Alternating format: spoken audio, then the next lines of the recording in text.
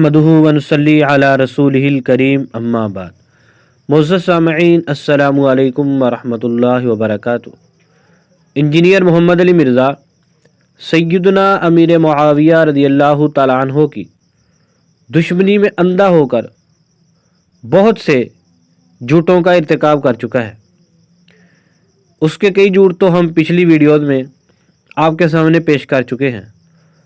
ان کا کوئی جواب نہ تو انجینئر مرزا دے سکا اور نہ ہی کوئی اس کا حواری۔ آج ہم اس انجینئر مرزا کا ایک اور جھوٹ آپ کے سامنے پیش کرنے جا رہے ہیں۔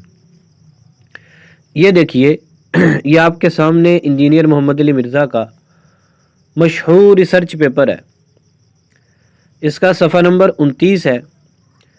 اس نے سیدنا امیر معاویہ رضی اللہ تعالیٰ عنہ سے اپنے بغض کا اظہار کرنے کے لیے کئی اقوال نقل کیے ہیں۔ اسی طرح اس نے ایک اور نقل کیا ہے محدث علی بن جعد جوہری کا، جو کہ ایک باطل قول ہے حضرت امیر معاویہ رضی اللہ تعالیٰ کے خلاف۔ اس قول کو نقل کرنے کے بعد اس نے حوالہ دیا تہذیب التہذیب کا، اور آگے لکھا کہ شیخ زبیر علی زئی نے قیام رمضان میں اس قول کی سند کو صحیح کہا ہے، اور اس نے حوالہ دیا ہے صفحہ نمبر 77 کا۔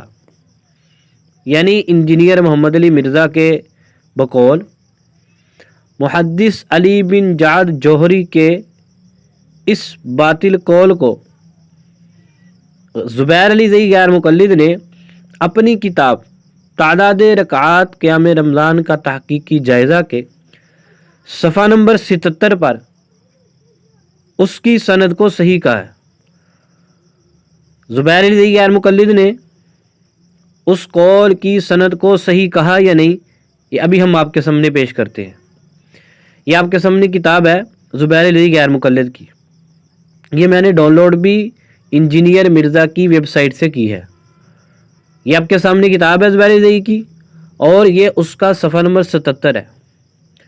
یہاں پر آپ دیکھیں کہ زبیر علی زئی غیر مقلد نے علی بن جعد جوہری کا قول نقل کیا ہے، لیکن اس نے نہ تو اس قول کے آخر میں اور نہ ہی اس قول کے شروع میں اس کی سند کو صحیح کہا ہے۔ یہ پورا صفحہ نمبر 77 آپ کے سامنے ہے۔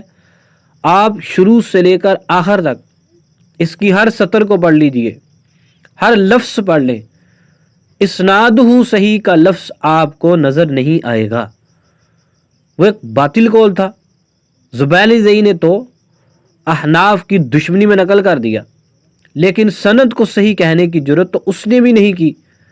اور انجینئر مرزا جہلمی سادہ عوام اپنے بے عقل حواریوں کو مطمئن کرنے کے لیے ڈھونگ رچایا ہوا تھا صحیح سند کا، صحیح سند کا، صحیح سند کا، اور یہ قول پیش کر دیا، اور زبیر علی زئی غیر مقلد کے اوپر جھوٹ باندھ دیا کہ اس نے اس کی سند کو صحیح کہا ہے۔